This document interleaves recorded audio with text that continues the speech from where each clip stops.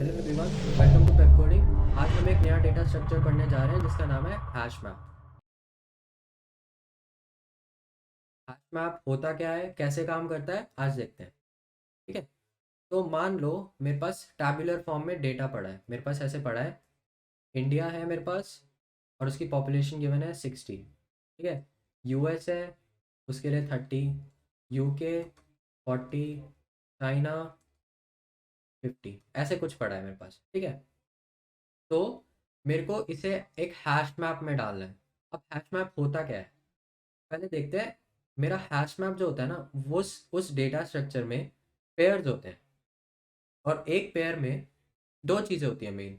एक होती है की, एक होती है वैल्यू। ठीक है। और की क्या होती है, वैल्यू क्या होती है। मान लो मैं इंडिया को डालना चाह रहा हूँ मेरे हैश मैप में, तो इंडिया मेरी की हो जाएगी और 60 हो जाएगी उस पर वैल्यू जो पड़ी है। हम कुछ भी रख सकते हैं की और वैल्यू को, ठीक है, वो कुछ फ़र्क नहीं पड़ता। पर यहाँ पे एग्जांपल के लिए हमने इंडिया को की मान लिया और 60 उसकी वैल्यू मान ली। ठीक है। अब मान लो मैंने चाइना ऐसे कुछ करा है। ठीक है। चाइना मेरी की है, उस पर मैंने 50 डाला हुआ है। अब अगर मैं फिर से चाइना लेता हूँ और उस पर 80 डालता हूँ, ठीक है, तो ये नहीं होगा कि अब मेरा चाइना अलग से आएगा और 80 डलेगा, ऐसा नहीं होगा इस बार। वो क्या करेगा, मेरी पुरानी वाली वैल्यू को ही अपडेट करके 80 कर देगा। ठीक है। वो ऐसे नहीं करेगा कि एक नया बना दिया उसने पैर, वो सीधा चाइना पे जाएगा और उसकी वैल्यू अपडेट कर देगा। तो इसका मतलब है कि जो मेरी कीज़ होती हैं ना, वो यूनिक होती हैं। जो मेरी कीज़ होती हैं वो यूनिक होती हैं, वैल्यू को चेंज कर सकते हैं। ठीक है, ये चीज़ तो हो गई। क्यों यूज़ करते हैं हम हैश मैप, मतलब हमने ऐसे डेटा स्टोर कर दिया, जैसे चाइना, यूके 40, फिर यूएस 30, इंडिया 60, ऐसे हमने डेटा स्टोर कर दिया। पर हमने क्यों यूज़ किया हैश मैप। हैश मैप में ना एक बहुत बढ़िया चीज़ होती है कि उसके ऑपरेशंस जो होते हैं, जो हैश मैप के ऑपरेशंस होते हैं, वो लगभग ओ ऑफ वन टाइम लेते हैं, वो कांस्टेंट टाइम में चलते हैं। तो अगर मेरे को कुछ फाइंड करना है, ठीक है, कुछ इंसर्ट करना है, कुछ डिलीट करना है, तो ऐसे जो ऑपरेशंस हैं वो ओ ऑफ वन में चलेंगे। ठीक है। तो मान लो कि जैसे एरे होता है एक, एरे में अगर हमें कुछ फाइंड करना हो, अगर हमारे पास एरे है और हमें उसमें कुछ फाइंड करना है, तो दो तरह के सर्च पता है हमें। एक लीनियर सर्च लगा देंगे या फिर एक बाइनरी सर्च लगा देंगे। अगर लीनियर सर्च लगाया तो हमारी टाइम कॉम्प्लेक्सिटी क्या होती है, एन। अगर बाइनरी लगाया तो लॉग एन, है ना। तो क्या ये एफिशिएंट है ओ ऑफ वन के सामने, नहीं ना। ओ ऑफ वन तो कांस्टेंट टाइम है, वो तो मेरे को तभी जाके आंसर दे देगा। कि अगर मैं बोलूँगा कि हैश मैप में से मेरे को इंडिया ढूंढ के ला, तो तभी दे देगा मेरे को। ये होता है कांस्टेंट टाइम का फ़र्क। ठीक है। अब हैश मैप इसलिए यूज़ करते हैं क्योंकि कांस्टेंट टाइम है उसमें, तो बहुत बढ़िया चीज़ हो गई है। तो पर hash map C plus plus में कैसा होता है। हैश मैप ना सी प्लस प्लस में अनऑर्डर्ड मैप के नाम से होता है। अनऑर्डर्ड मैप के नाम से सी प्लस प्लस में होता है। और जब मैं इनिशियलाइज़ करता हूँ मैप को, तो ऐसे करता हूँ कि अनऑर्डर्ड मैप, और फिर जो भी मेरी की और वैल्यू होगी, तो मान लो मैं चाहता हूँ कि मेरी स्ट्रिंग होगी और इंटीजर टाइप की होगी। ठीक है। और यहाँ पे मैप लिख लेते हैं, मेरे वेरिए या नॉर्मल मैप लिख लेते हैं, कुछ भी मैप लिख लेते हैं जो मेरा वेरिएबल है उसको रिप्रेजेंट कर रहा है मैप को। ठीक है। तो क्या होगा, इसको कोड करते हैं वैसे।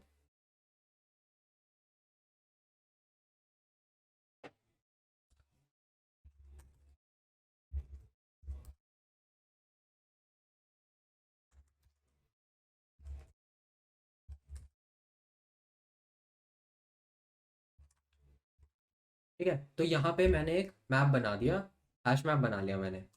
इसका नाम अनऑर्डर्ड मैप क्यों है, ऑर्डर्ड क्यों नहीं है, अनऑर्डर्ड क्यों है? मतलब नॉर्मल हैश मैप क्यों नहीं है, अनऑर्डर्ड क्यों बोला है। अनऑर्डर्ड इसलिए बोला है क्योंकि जो भी मेरी वैल्यूज होती है ना हैश मैप में, वो ऐसे स्टोर नहीं होती। मतलब मान लो जैसे मैंने इसमें इंडिया पहले डाला था, या फिर मान लो मैंने इंडिया पहले डाला, यूएस बाद में डाला, यूके बाद में डाला, फिर चाइना डाला, फिर चाइना की वैल्यू अपडेट की। अगर मैं ऐसे करता हूँ तो जब मैं वापस उस हैश मैप को प्रिंट करना चाह रहा हूँ तो कैसे प्रिंट होना चाहिए? ऐसे ही प्रिंट होना चाहिए ना, जिस तरह से डाला था, मतलब इसी कुछ ऑर्डर में प्रिंट होना चाहिए कि इंडिया 60। इसको हटा देते हैं, ये कन्फ्यूजन कर रहा है। ठीक है, तो जिस हिसाब से वैल्यू डाली थी मान लो वैसे ही डालते हैं, इंडिया 60, यूएस 30, यूके 40, चाइना 80, क्योंकि वो 50 डाला फिर वो अपडेट हो गया 80 हो गया। ठीक है, तो हमने मान लो इस ऑर्डर में डाला, तो क्या जब मैं इसे प्रिंट करूंगा वो इसी ऑर्डर में प्रिंट होगा?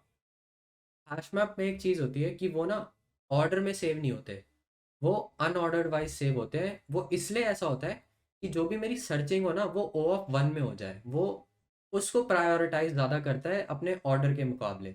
वो ये बोलता है कि यार मेरे को सर्च करना आसान हो जाना चाहिए, मैं उसको स्टोर कैसे भी कर लूँ। ठीक है, तो अब इसमें कुछ वैल्यूज डालने की कोशिश करते हैं।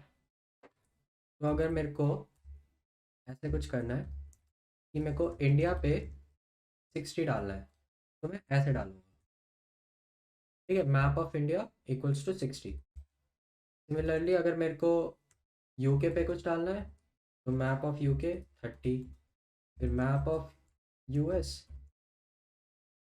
40, ऐसे करके मैंने वैल्यूज डाल दी। तो इंडिया की पे 60 वैल्यू पड़ी है, यूके की पे 30 वैल्यू पड़ी है। ठीक है, अब मेरे को मान लो इस हैश मैप को प्रिंट करना है, तो मैं कैसे करूँगा? Pair P, pair string integer P, उस एक फॉर ईच लूप लगा देंगे। तो क्या है कि अब वो इस हैश मैप में जो तीनों पड़ी हैं वैल्यूज़ वो एक पेयर में है ना। तो अब मेरा पेयर पी उसको पॉइंट कर रहा है, तो मेरे को क्या करना है? प्रिंट करना है पी डॉट फर्स्ट, ऐसे करके पी डॉट सेकेंड। ये क्या चीज़ है पी डॉट फर्स्ट और पी डॉट सेकेंड? अगर मेरे पास मेरे हैश मैप में इंडिया और 60 ऐसे पड़ा है, तो ये मेरा पी आ गया। ठीक है, तो पी डॉट फर्स्ट मेरे इंडिया को पॉइंट करेगा और पी डॉट सेकेंड उसकी वैल्यू को, जो 60 है। ठीक है, तो पी डॉट फर्स्ट मेरा इंडिया हो गया और पी डॉट सेकेंड 60 हो गया। अगर सेम ऐसे यूएस के लिए होता, यूएस 40, तो पी डॉट फर्स्ट यूएस होता, पी डॉट सेकेंड 40 होता। ठीक है, तो ये इस तरह से प्रिंट हो जाएगा। इसको रन करते हैं, देखो ये प्रिंट हो गया। पर देखो यूएस पहले प्रिंट हुआ, इंडिया बाद बाद में आया, फिर यूके आया। पर पहले हमने इंडिया डाला था, फिर यूके डाला था, फिर यूएस डाला था। तो इसका मतलब ये नहीं है कि वो उसी ऑर्डर में रहे, है ना।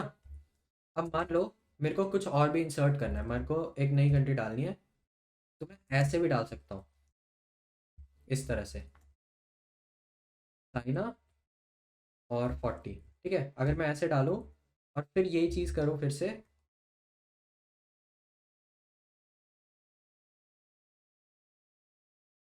रन करते हैं, तो ये भी चल जाएगा। ठीक है, देखो फिर से डाला, अब चाइना ऐड होके डाला, या यूएस प्रिंट हुआ, चाइना प्रिंट हुआ, इंडिया प्रिंट हुआ, यूके प्रिंट हुआ। ठीक है, तो इस तरह से भी ऐड कर सकते हैं। अब मान लो मेरे को कुछ भी फाइंड करना है, ठीक है, इस हैश मैप में मेरे को कोई भी वैल्यू फाइंड करनी है, तो वो कैसे करेंगे? इसके लिए ऐसे करते हैं कि इफ मैप डॉट फाइंड, और मैं कुछ भी अपनी की पास करूँगा, तो मान लो एक स्ट्रिंग बनाते हैं की नाम की, और उसमें मैंने वैल्यू डाल दी लेट्स से नाइजीरिया।